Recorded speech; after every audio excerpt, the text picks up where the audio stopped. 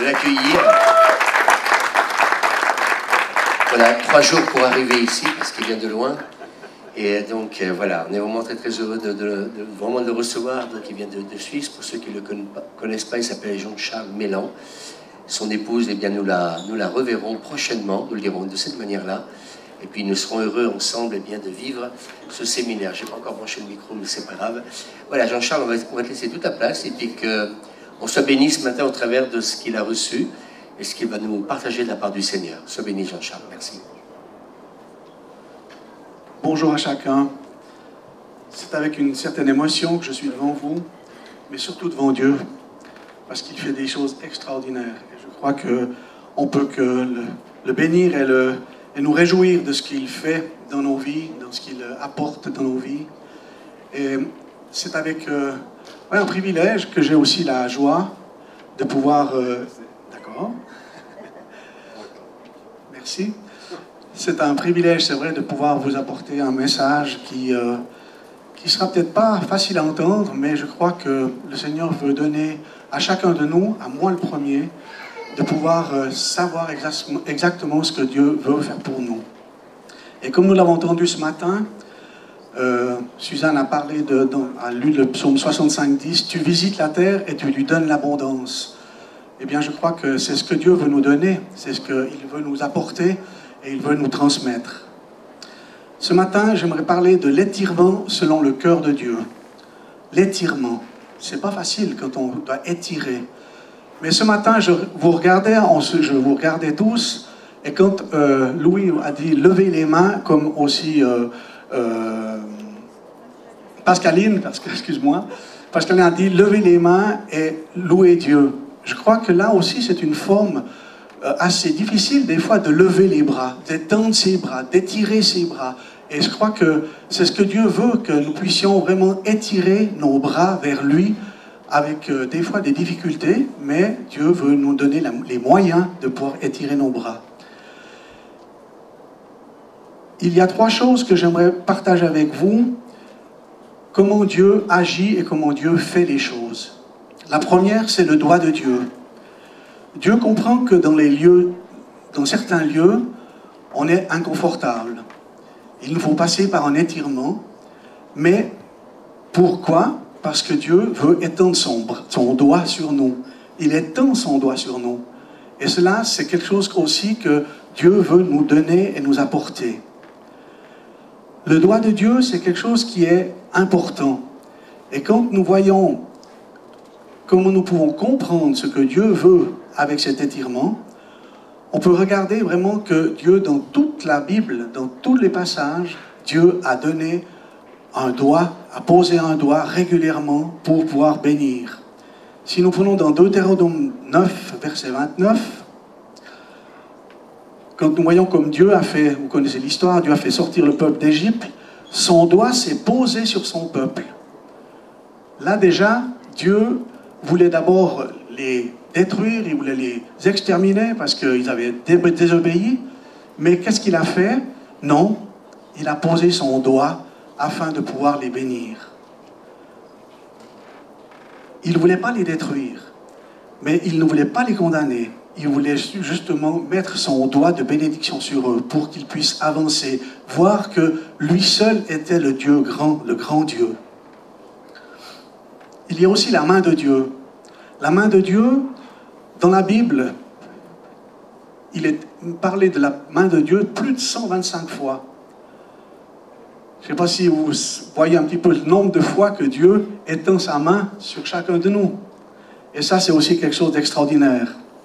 Dans le psaume 80, 8 pour les Suisses, 80 pour les Français, dans le psaume 80, verset 18, lors de la restauration d'Israël, « Que ta main soit sur l'homme qui est à ta droite. » Donc Dieu étend sa main sur nous et sur son peuple, et c'est ainsi cette provision est une bénédiction. Et je crois qu'il faut le prendre dans le contexte aussi, quand on voit comment le peuple a été restauré, et nous-mêmes qui avons été dans le monde, et qui sommes dans le monde avec les autres personnes, nous pouvons aussi être une bénédiction et une main qu'on puisse donner. le bras de Dieu. Nous avons la main, le doigt, la main et le bras de Dieu. Ces trois choses, nous voyons dans la Bible aussi, quand dans Josué 8, versets 18 et 19, Dieu, dès qu'il a tendu la main et le bras, les hommes en embuscade sortirent rapidement. Josué était là, Dieu lui dit, lève l'épée, lève le bras et tiens cette épée haut et forte. Et il a dû tenir longtemps, parce que chaque fois qu'il baissait, le peuple ne pouvait pas se battre correctement, ils étaient vraiment en difficulté. Et Josué a levé la main jusqu'à ce qu'il est dit, au verset 26, nous voyons Josué n'a pas baissé les bras avec le javelot qu'il tenait dans sa main, tant que les habitants ne furent pas exterminés.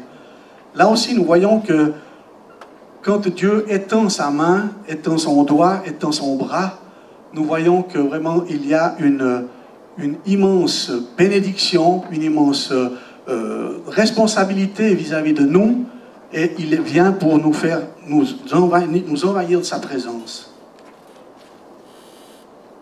Nous voyons que le doigt, la main, le bras de Dieu accomplissent au travers de l'histoire des prodiges. Qu'en est-il aujourd'hui? Est-ce que nous voyons la main de Dieu? Est-ce que nous voyons le doigt de Dieu? Est-ce que nous voyons son bras s'étendre sur nos vies? Moi, je le crois. Nous l'avons vu encore ce matin.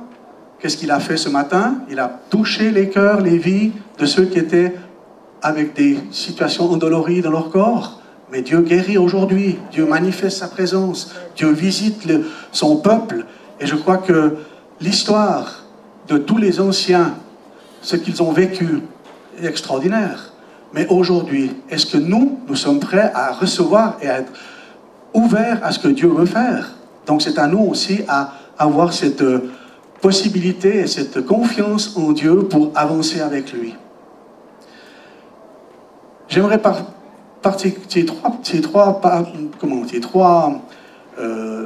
la main, le doigt, la main et le bras de Dieu, j'aimerais aussi montrer comment Dieu veut faire au niveau de notre foi. La foi prend le relais du raisonnement. Le raisonnement, ça c'est quelque chose qui est incroyable, parce qu'on réfléchit, comme on dit, on a la cassette qui tourne régulièrement, 24 heures sur 24. Mais est-ce qu'on n'aurait pas justement le fait de se dire, j'arrête la cassette et j'écoute la voix de Dieu? La compréhension, c'est l'étirement de la foi. Et cette foi, c'est justement de la mettre en action. La limitation de notre foi fait que l'étirement de notre vie repose sur le plan de Dieu. Je crois que quand nous regardons ce que nous vivons, quand nous regardons ce que Dieu peut faire dans nos vies, au travers de nos vies, et quand nous mettons la foi en action, alors des choses nouvelles se passent. Et c'est ce que Dieu veut que nous puissions vivre, c'est que notre foi puisse vraiment aller au-delà de notre raisonnement. Quand nous prenons Pierre, qui était sur la barque, et quand Jésus l'appelle, il lui dit « Viens ». Sur le moment, Pierre n'a pas hésité. Qu'est-ce qu'il a fait? Il est sorti de la barque et il a marché dans l'eau. Mais quelques secondes après, son raisonnement lui est revenu et c'est là qu'il a commencé à plonger. Mais qu'est-ce qu'il y a eu? La main de Dieu l'a relevé et lui a dit « Je t'ai avec moi ». Cela pour vous me dire que notre foi est des fois très limitée. Mais cette limitation, Dieu veut l'agrandir, de façon que nous puissions avancer, être immédiatement dans les bras de Dieu. Ce que nous voyons, c'est que Jésus est toujours à nos côtés. Dans n'importe quelle circonstance, Dieu est toujours à nos côtés. Lorsque tu ne peux pas étendre ton bras, Jésus, lui, étend son bras pour toi. Les relations avec Dieu. Nous devons gagner plus de grâce et foi, et cela nous étire. Quand nous prenons du temps à mettre de côté pour Dieu, que notre foi se met en action, nous voyons des résultats. Mais ces résultats, il faut que vraiment nous puissions prendre conscience que la foi est une ferme assurance des choses que l'on ne voit pas. Et ça, la parole de Dieu nous le dit. Et je crois qu'il est vraiment très très important de pouvoir se dire que Dieu est un Dieu de foi, un Dieu qui considère les choses, qui voit les choses que nous ne voyons pas. Et si nous lui faisons confiance, eh bien lui va agir. Dans Philippiens 4, versets 2 et 3, nous montre qu'en étant enfants de Dieu, il nous encourage à marcher afin que l'étirement relationnel ne se brise. Les relations que nous avons avec les personnes, les relations que nous avons avec Dieu, sont des relations qui doivent être ouvertes, qui doivent être vraiment portées sur la bénédiction de l'un vis-à-vis de l'autre. Comment faire cela? Le fait de lire la parole de Dieu, de se poser en lui, vivre selon son cœur, nous donnera un étirement de foi. Cet étirement de foi n'est pas facile. Moi, le premier. Chaque jour, on vit des choses, des circonstances qui nous poussent à se mettre peut-être à genoux. Mais au moment où l'on se met à genoux et que nous venons vers le Seigneur, Dieu nous parle, Dieu nous visite, au travers de sa parole, au travers de l'écoute que nous avons avec lui. Et je pense que là, cet étirement de foi, c'est une bonne chose pour chacun de nous.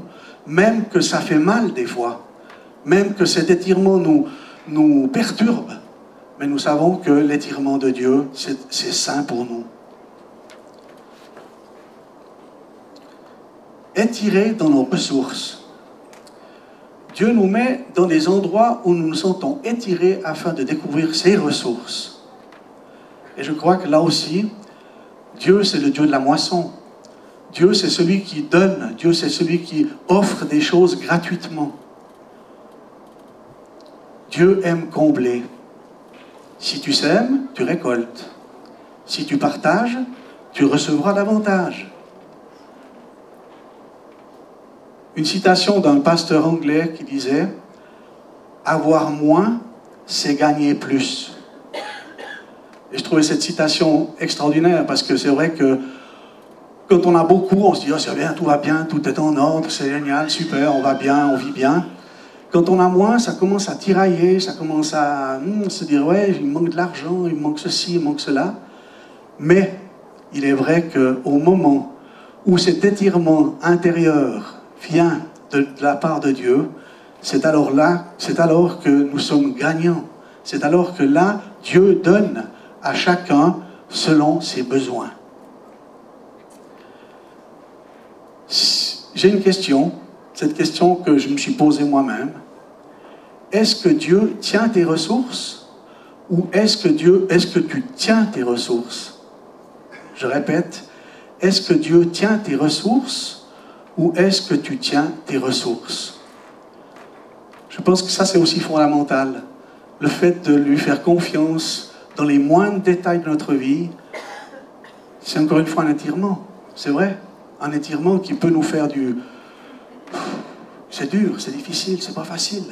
Mais au moment où on lui fait confiance, qu'on a cette foi que Dieu peut agir, peut donner au-delà de ce que nous avons, eh bien, on peut que bénir le Seigneur de savoir que avoir moins, c'est gagner plus.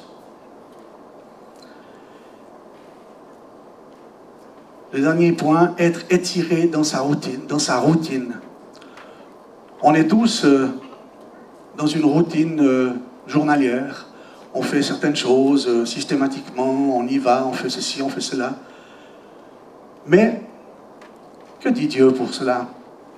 Dieu veut casser cette routine. Pas facile, hein? De se dire, non, moi je vis bien, quoi, j'ai ça, je suis bien, j'ai envie de faire ça, j'ai envie de faire ça. Puis Dieu dit, non, mais moi j'ai envie de casser cette routine. Si nous prenons dans Luc 10, verset 33, l'histoire du Samaritain, et on sait très bien qu'entre les Juifs et les Samaritains, ils ne s'entendaient pas du tout. Mais le Samaritain, quand il voit cette personne qui est blessée, s'arrête, change son train de vie, je dirais, et va le soigner. Qu'est-ce qu'il fait?